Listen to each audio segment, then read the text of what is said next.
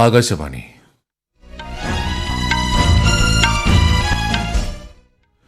നമസ്കാരം. വാർത്തകൾ വായിക്കുന്നത് സുധീൻ സൈനുദ്ദീൻ.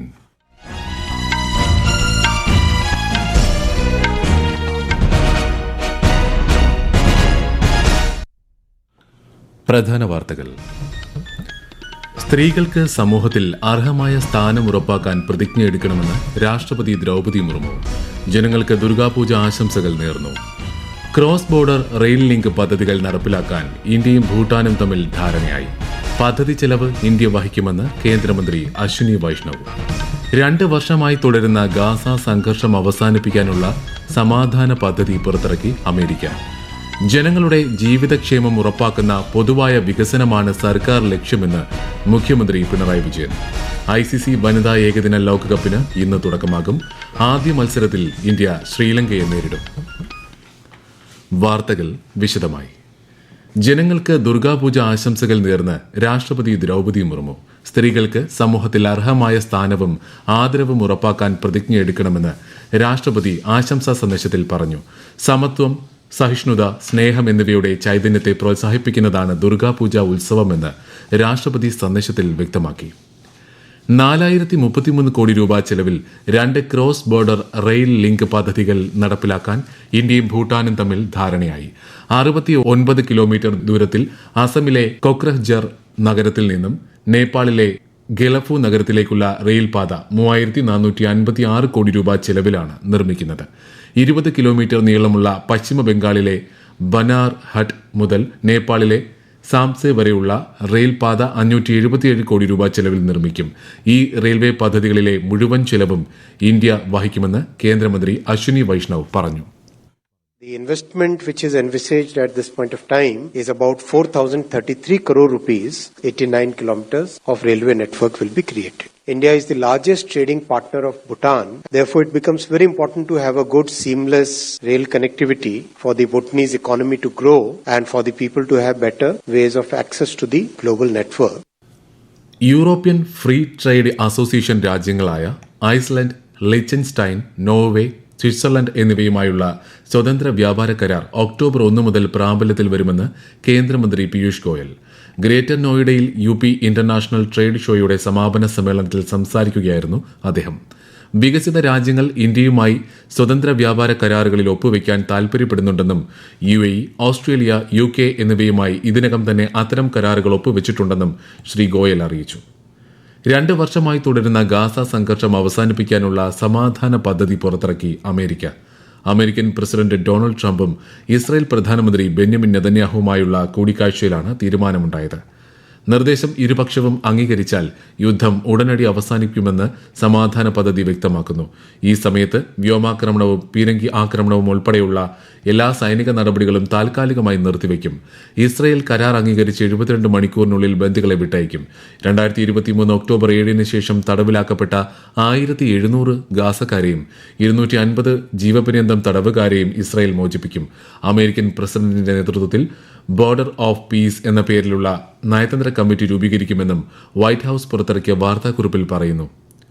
എല്ലാ ജനവിഭാഗങ്ങൾക്കും ഒരുപോലെ ഗുണം ചെയ്യുന്ന പുത്തൻ തലമുറ GST പരിഷ്കാരങ്ങൾ രാജ്യത്തിന്റെ പരോക്ഷ നികുതി സമ്പ്രദായം ലളിതമാക്കുന്നതിനുള്ള നിർണായക ചുവടുവയ്പ്പാണ്. കളിപ്പാട്ടങ്ങളുടെയും കായിക വസ്തുക്കളുടെയും സൈക്കിളുകളുടെയും GST നിരക്ക് 12% നിന്ന് 5% കുറച്ചത് കുട്ടികൾക്കിടയിൽ ആരോഗ്യകരമായ വിനോദ പ്രവർത്തനങ്ങൾ പ്രോത്സാഹിപ്പിക്കാനും താഴെത്തട്ടിൽ നിന്ന് കായിക പ്രതിഭകളെ വളർത്തിയെടുക്കാനും സഹായിക്കും. GST നിരക്കിളവ് തദ്ദേശീയ കളിപ്പാട്ടങ്ങളുടെയും കായിക ഉപകരണങ്ങളുടെയും നിർമ്മാതാക്കൾക്ക് ആഭ്യന്തര അന്താരാഷ്ട്ര വിപണികളിൽ മത്സരശേഷി നേടാൻ സഹായകരമാകുമെന്നാണ് വിലയിരുത്തൽ.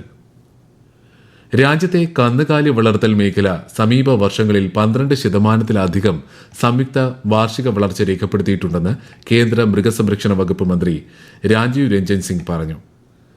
ഈ വളർച്ച കാർഷിക മൊത്ത മൂല്യവർദ്ധനവിന് 31%, ദേശീയ സമ്പദ് വ്യവസ്ഥയ്ക്ക് 5%-ലധികവും സംഭാവന നൽകുന്നുണ്ടെന്നും അദ്ദേഹം കൂട്ടിച്ചേർത്തു. ഇറ്റലിയിലെ റോമിൽ ഫുഡ് ആൻഡ് അഗ്രികൾച്ചർ ഓർഗനൈസേഷനിൽ നടന്ന സുസ്ഥിര കന്നുകാലി പരിവർത്തനത്തെക്കുറിച്ചുള്ള 2ാം ആഗോള സമ്മേളനത്തെ അഭിസംബോധന ചെയ്യുകയായിരുന്നു മന്ത്രി. ആഗോള പാൽ ഉൽപാദനത്തിൽ ഇന്ത്യ 1ാം സ്ഥാനം നിലനിർത്തുന്നുവെന്നും 239 ദശലക്ഷം ടൺ വാർഷിക ഉൽപാദനത്തോടെ ലോക വിതരണത്തിന്റെ 1/4 സംഭാവന ചെയ്യുന്നത് ഇന്ത്യയാണെന്നും ശ്രീ സിംഗ് പറഞ്ഞു. ഈ വാർത്തകൾ ആകാശവാണിയിൽ നിന്ന്.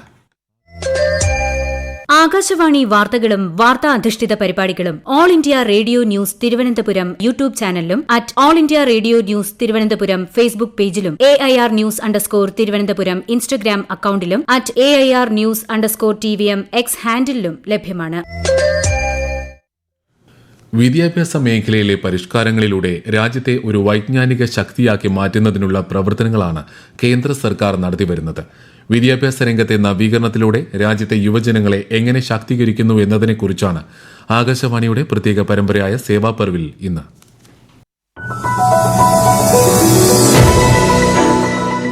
കഴിഞ്ഞ 11 വർഷത്തിനിടെ സ്കൂളുകൾ മുതൽ സർവകലാശാലകൾ വരെയുള്ള വിദ്യാഭ്യാസ സമ്പ്രദായം ശക്തിപ്പെടുത്തുന്നതിൽ രാജ്യം വൻ പുരോഗതിയാണ് കൈവരിച്ചിട്ടുള്ളത്.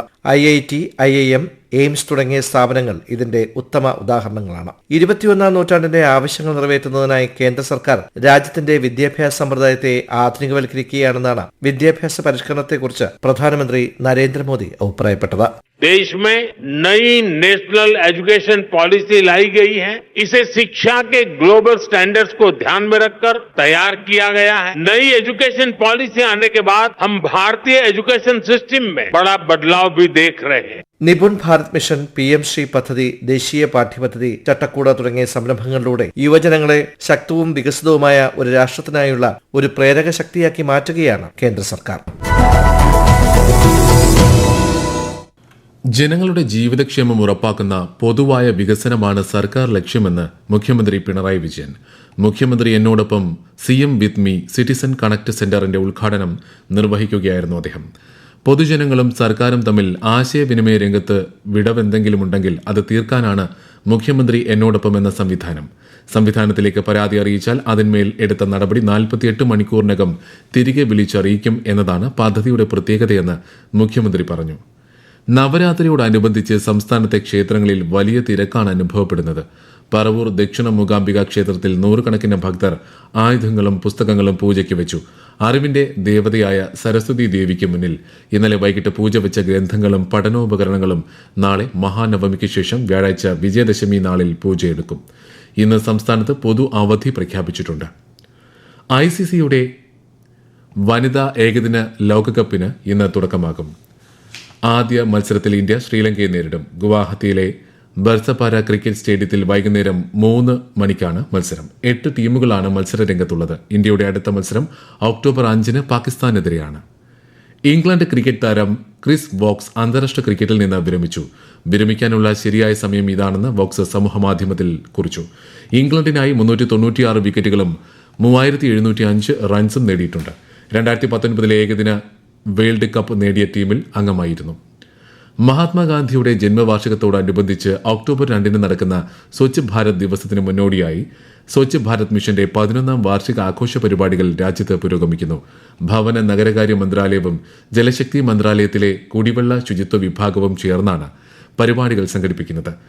ശുചിത്വ സുന്ദരമായ ഭാരതമെന്ന ലക്ഷ്യത്തിലൂന്നിയാണ് 2025 സ്വച്ഛോത്സവ് നടക്കുന്നത്. ഇന്ന് അന്താരാഷ്ട്ര വിവർത്തന ദിനം. ലോകസമാധാനവും സുരക്ഷയും ശക്തിപ്പെടുത്തുന്നതിന്റെ ഭാഗമായി പ്രവർത്തിക്കുന്ന ഭാഷാ വിദഗ്ധന്മാർക്ക് ആദരമർപ്പിക്കുന്ന ദിനം കൂടിയാണിത്. 2017 മുതലാണ് ഐക്യരാഷ്ട്രസഭ വിവർത്തന ദിനം ആചരിക്കുന്നത്. വിവർത്തകരുടെ രക്ഷാധികാരിയായി കണക്കാക്കുന്ന ബൈബിൾ വിവർത്തകൻ സെന്റ് ജെറോമിന്റെ തിരുനാൾ ദിനം കൂടിയാണിത്. കോഴിക്കോട് 2 പേർക്ക് കൂടി അമീബിക് മസ്തിഷ്ക ജ്വര രോഗലക്ഷണങ്ങളോടെ മെഡിക്കൽ കോളേജ് ആശുപത്രിയിൽ പ്രവേശിപ്പിച്ചു. മലപ്പുറം സ്വദേശിയായ 78-കാരനും കോഴിക്കോട് സ്വദേശിയായ 6 വയസ്സുള്ള കുട്ടിക്കുമാണ് രോഗം റിപ്പോർട്ട് ചെയ്തത്. കുട്ടിയുടെ ആരോഗ്യനില തൃപ്തികരമാണ്.